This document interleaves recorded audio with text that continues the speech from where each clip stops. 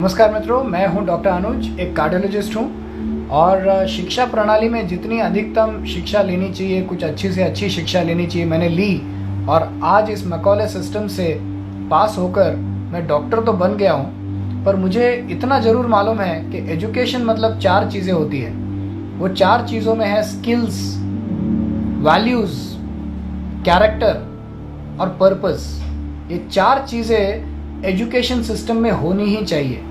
पर आज मैं जितना देखता हूँ मेडिकल हॉस्पिटलों में जो चल रहा है, जिन डॉक्टरों से मैं मिलता हूँ उनसे, या जो भी बाहर के लोग हैं उनसे मैं देखता हूँ कि केवल स्किल्स उन्होंने अपनाए हैं, पर वैल्यूज़ कहाँ है, कैरेक्टर कहाँ है और पर्पस कहाँ है। जो ये 3 चीज़ जो अंग है इस एजुकेशन सिस्टम के, ये बिल्कुल बाहर है। और जब हम देख रहे हैं तो मेरा ये निवेदन है जावड़ेकर जी से, जो आज एजुकेशन मिनिस्टर है, कि आज हम हमारी एजुकेशन सिस्टम को 70 साल हो गए हमारे इंडिपेंडेंस को, ये चेंज क्यों नहीं कर रहे हैं? क्यों ये सड़ी हुई मैकॉले सिस्टम की जो एजुकेशन प्रणाली है आज भी हम हमारे बच्चों को दे रहे हैं ताकि उनमें सिर्फ एक स्किल डेवलपमेंट हो? मैं एक डॉक्टर हूँ, इसलिए आपको एक बहुत हास्यपद बात बताऊंगा। मैं जो काम करता हूँ, 2D इकोकार्डियोग्राफी करता हूँ, स्ट्रेस टेस्ट करता हूँ, कंसल्टिंग करता हूँ और एंजियोग्राफी कुछ डॉक्टर्स करते हैं, मेरे साथ में पहले करते थे। तो एंजियोग्राफी, ये जितनी भी चीज़ें हैं ये स्किल्स है।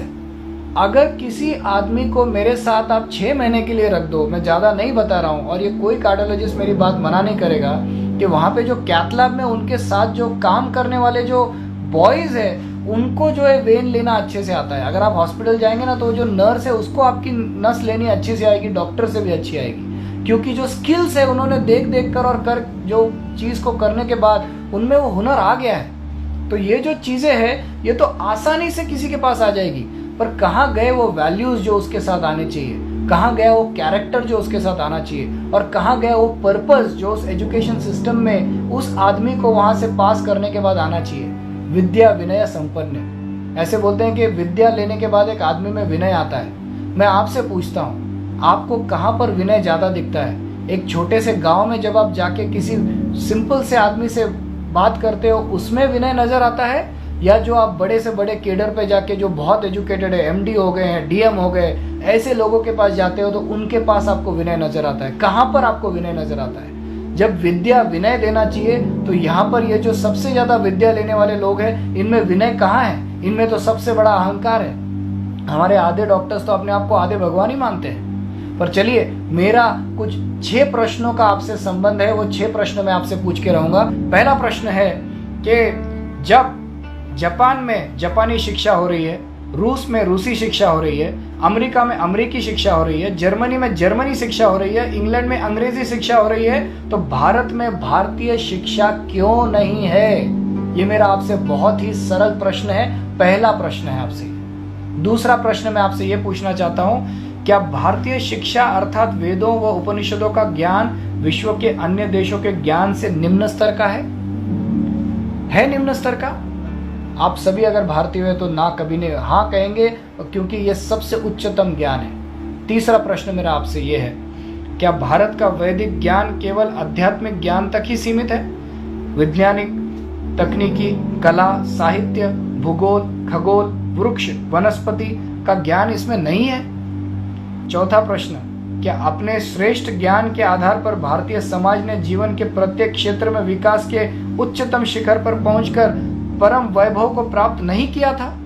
500 साल पहले हमारा भारत सोने की चिड़िया था, और यह आज के एजुकेशन सिस्टम पर नहीं, जो हमारी गुरुकुल की शिक्षा प्रणाली थी उसके बेसिस पर था। और आज हम ये एजुकेशन सिस्टम आज भी नहीं बदल रहे हैं। क्यों?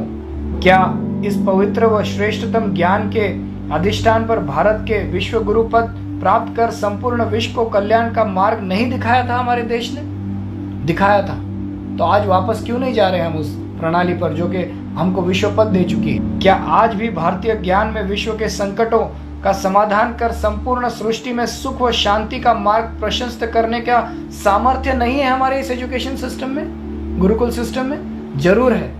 और जो भी भारतीय इस चीज को सुन रहा है वो अपने मन से कह रहा होगा, हाँ, हमारे गुरुकुल सिस्टम को वापस लाने की जरूरत है, जिसमें 6 एक्चुअली मेन तथ्य सिखाए जाते हैं, जिसमें है वैशेषिका, जिसमें है सांख्य, जिसमें है उत्तर मीमांस, पूर्व मीमांस, पातंजलि, ऐसे महान चीज़ों को सिखाया जाता था। और ये सीखने में किसी का वैभव एक के ऊपर नहीं रहता था, इसलिए उसमें विनम्रता हमेशा रहती थी, क्योंकि मुझे उसको मालूम था कितना ज्ञान मुझे और लेना है।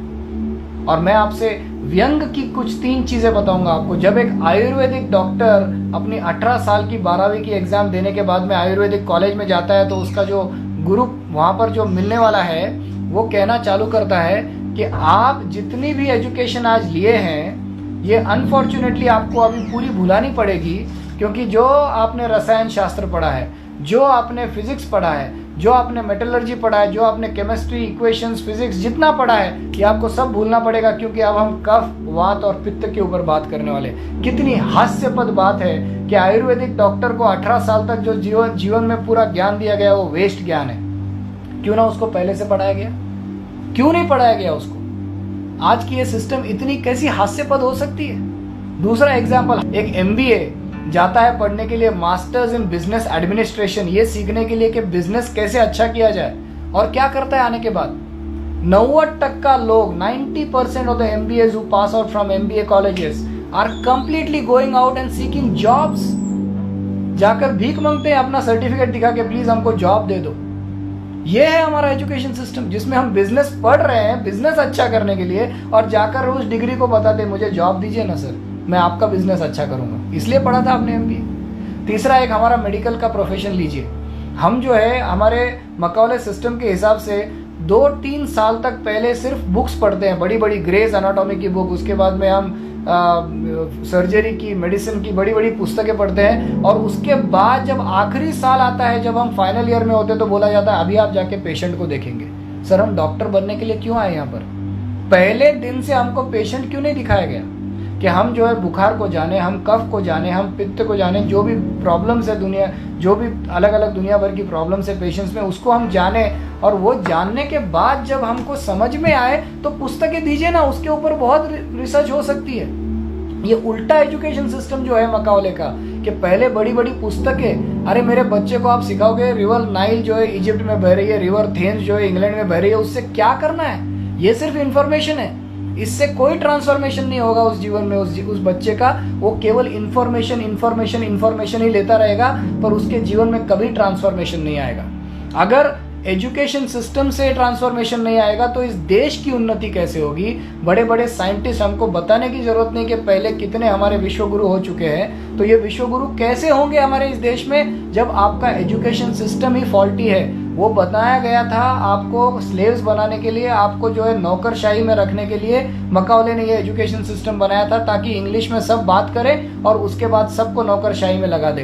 तो वही नौकरशाही वाला एजुकेशन सिस्टम देना था, पर आज मैं उस मकौले सिस्टम से पक गया हूं, क्योंकि उसमें वैल्यूज नहीं है, उसमें कैरेक्टर नहीं है, उसमें पर्पस नहीं है। वापस गुरुकुल सिस्टम को जब तक नहीं लाएंगे ये भारत नहीं सुधरने वाला। ये मेरा बिल्कुल तह मन से आप सभी को ये कहना है कि जब तक गुरुकुल प्रणाली वापस नहीं आएगी हमारा देश नहीं सुधर सकता। जय Hind, thank you very much.